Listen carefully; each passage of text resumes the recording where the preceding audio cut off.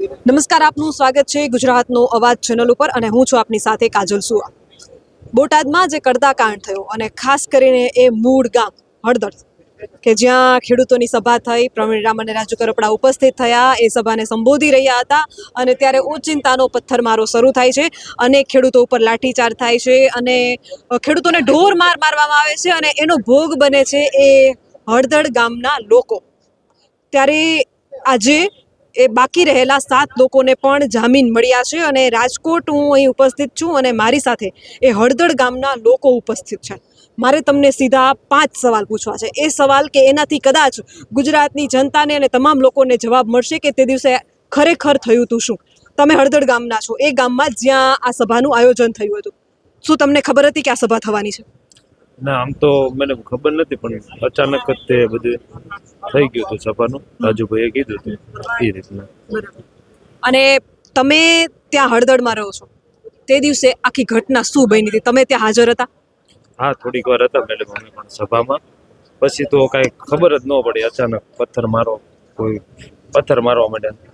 પથ્થર તો હજી આમ શરૂ નથી થયું ને ત્યાં તો એ લોકો ટીયર ગેસના ગોળા ને એવું છોડી દીધું, એટલે પછી તો પબ્લિક અમે બધી ભાગવા જ માંડ્યા। તમારા ગામમાં કેટલું નુકસાન છે? અમારા ગામમાં બહુ નુકસાન કર્યું છે। કોઈને સંડાસના બાથરૂમમાં બારણા તોડી નાખ્યા છે, કોઈ મહિલાઓને બહુ માર્યા, એવું બધું ઘણું બધું કર્યું છે। ત્યાંની સ્થાનિક મહિલાઓનો આક્ષેપ હતો કે અમને પોલીસ સાહેબ દ્વારા પણ અમારી સાથે ગેરવર્તન કરવામાં આવ્યું છે, આ સાચું છે? હા, એ સાચું છે બેન। ઘણી બધી મહિલા સાથે પણ બહુ ગેરવાજબી બધું કર્યું છે। શું કહેશો? હળદળ ગામના નાગરિક છો અને તમારું ગામ ખાસ કરીને મૂળ છે, કદાચ પરિવર્તનની જો કોઈ વાત થઈ રહી હોય તો શરૂઆત તમારા ગામથી થઈ છે। નાનકડું એવું હળદળ ગામ છે, પરંતુ ત્યાંના લોકોએ જે લાઠીચાર્જનો ભોગ બન્યા છે, એમને જે મારવામાં આવ્યા હતા, આખી ઘટના શું હતી તે દિવસે? એમાં બેન એવું છે, જે હળદર ગામનું જે માર્કેટિંગ હેડ રહ્યું ને, એ મૂળ બોટાદનું હળદર ગામની અંદર જ આવેલું છે અને ગામની જમીનની અંદર આવેલું છે, એટલે હળદરમાં સ્થાનિક રીતે છે। પણ એક અન્યાય બહુ પોલીસે તંત્ર દ્વારા કરવામાં આવ્યો છે કે જે બાળકોને શિક્ષકને લાયક શિક્ષણના જે ભણતા હોય તેવા બાળકો ઉપર અત્યાચાર કર્યો છે, તોય પણ આ સરકાર બહેરી એના ઉપર જોતી નથી કે શિક્ષણની વાત કરનારી સરકાર અત્યારે છોકરાઓને બાળકોને શિક્ષણ આપવાનું હોય એના બદલે લાઠીચાર્જ કરાવે છે અને ટીયર ગેસ જેવી વસ્તુના ગેસનું નુકસાનકારક જે વસ્તુ હોય તેવા ગોળાઓ છોડી અને બાળકોને હેરાન કરવાનું, અને આ એક માનસિક આતંકવાદી જેવી સરકાર અત્યારે ચાલી રહી છે, તાનાશાહી। અને હળદર ગામ અને ખેડૂતોની જે સાચી ન્યાય અને સાચી દિશામાં જે આંદોલન હતું તેને પાડી દેવાનું, તોડી નાખવાનું કારણ એ જ હતું કે જે ભાજપને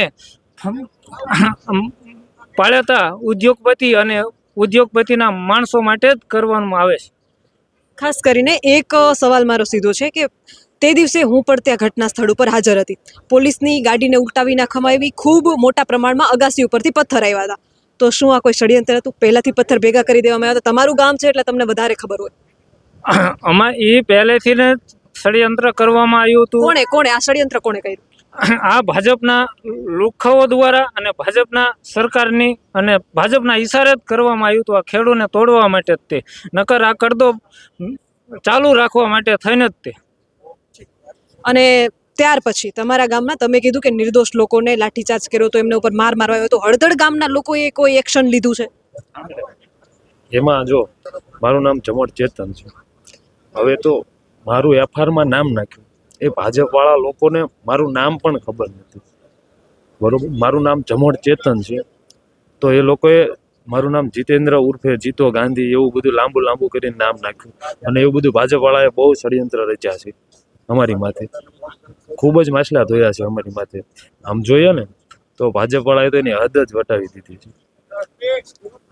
હવે કદાચ આવનારા સમયમાં કોઈ સભાનું કે આયોજન થાય તો શું તમારા ગામમાં તમે સભા રાખવા દેશો ક્યારેય? હજી પણ ચાલુ રહેશે અને આ સત્યનો જે વિજય રહ્યો ને વિજય થશે તે હજી ખેડૂતો માટે જે પણ કરવું પડશે તે અમે આંદોલનના માર્ગે જ રહીશું। એક દિવસના સિવાય બોટાદ માર્કેટિંગ હેડ અને ગુજરાતની કોટન માટેનું કોઈ પણ ખેડૂતને અન્યાય નહીં થાય ત્યાં સુધી લડશું। અમારામાં જ્યાં સુધી જીવ છે ત્યાં સુધી ખેડૂતો માટે લડશું। જી. અને ખાસ કરીને હળદળ ગામમાં ઘણા બધા લોકોને અમે બીજા દિવસે મેં કવરેજ કર્યું છે. એ બધા લોકોને, મહિલાઓને, બાળકોને બધાને મળી હતી. એમાંથી કેટલાક બાળકો એવા હતા કે જેમને ટીયર ગેસના કારણે તાવ આવી ગયો હતો. એ પણ લાઈવમાં બતાવ્યું છે કે બાળકોને મહિલા લઈને આવે છે કે બેન જોવો અને તાવ આવી ગયો છે, ટીયર ગેસના કારણે આટલું નુકસાન થયું છે. અને કેટલાય લોકો એવું પણ કહેતા હતા કે બેન અમારે તો એક વીઘોય જમીન નથી, અમારે તો ખેતી સાથે લેવા દેવા જ નથી, તો પછી અમારી સાથે આ અત્યાચાર કઈ રીતનો, શું કહેશો એના વિશે? એમાં મતલબ જો અડખે પડખે લોકોના ઘર છે તો પોલીસવાળા એવું પણ નથી જોયું કે આ લોકો દાડીએથી આવે છે, કોઈ કામેથી ને આવે છે, કોઈ હીરેમાંથી ને આવે છે, એવું કાંઈ જોયું જ નહીં. પથ્થરે બસ પોલીસે મારો મારો ને મારો જ છે. પબ્લિકને બહુ જ મારી છે, કોઈ લેડીઝને પણ નથી જોયું. આવું બધું બહુ એને પોલીસવાળાએ ગેરવર્તન બહુ જ અમારી માથે કર્યું છે. હવે એક સીધો સવાલ કરું છું. 2027માં ચૂંટણી આવવાની છે અને આપણે સ્વીકારવું જ પડે કે ક્યાંક ને ક્યાંક રાજકારણ અને સેવા આ બધું સાથે થઈ રહ્યું છે અને થાય પણ છે. હવે સીધો સવાલ, તમે હળદળ ગામના નાગરિકો છો, 2027માં હળદળ કઈ તરફ જવાનું છે? જો આમ તો માહોલ બની જ ગયો છે આમ આદમીનો, અને અમે બનાવીશું પણ ચોક્કસ. હળદળ ગામના એ નિર્દોષ લોકોએ લાઠીચાર્જ અને પથ્થરમારાનો ભોગ બન્યા છે. હળદળ ગામના લોકો કઈ રીતે જવાબ આપશે આનો? હળદર ગામના લોકો છે ને આને જડબા તોડ જવાબ દેવાની તૈયારીમાં છે, અને દેશું પણ જવાબ અમે. કઈ રીતે? આવનારી જિલ્લા પંચાયત, તાલુકા પંચાયતમાં તે લોકોને અમે બતાવી દઈશું કે આમ આદમી પાર્ટી કેટલી મજબૂતાઈથી ઊભી થાય છે.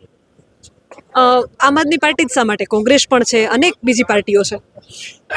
આમ આદમી પાર્ટીનું કારણ એ છે કે ખેડૂતોની વાત કરે છે, ભાવની વાત કરે છે. પંજાબ સરકારની અંદર સારું હેક્ટરે વળતર આપ્યું છે, તે માટે ગુજરાતમાં હવે આમ આદમી પાર્ટીની પસંદગી વધુ થઈ રહી છે. એક સવાલ હજુ પણ, હળદળમાં ઘટના થયા પછી શું કોઈ આમ આદમી પાર્ટીના નેતા તો મુલાકાત લીધી, પરંતુ એ સિવાયની કોઈ પાર્ટીઓના નેતાઓએ મુલાકાત લીધી છે? તમારા ગામની મુલાકાત લીધી છે? તમારા ઉપર જે લાઠીચાર્જ થયો છે, તમારા પ્રશ્નો સાંભળવા આવ્યું છે કોઈ? મેડમ, એ આયા છે ખાલી દેખાવ પૂરતા કરવા માટે આયા છે. બીજા કોણ આવ્યું હતું?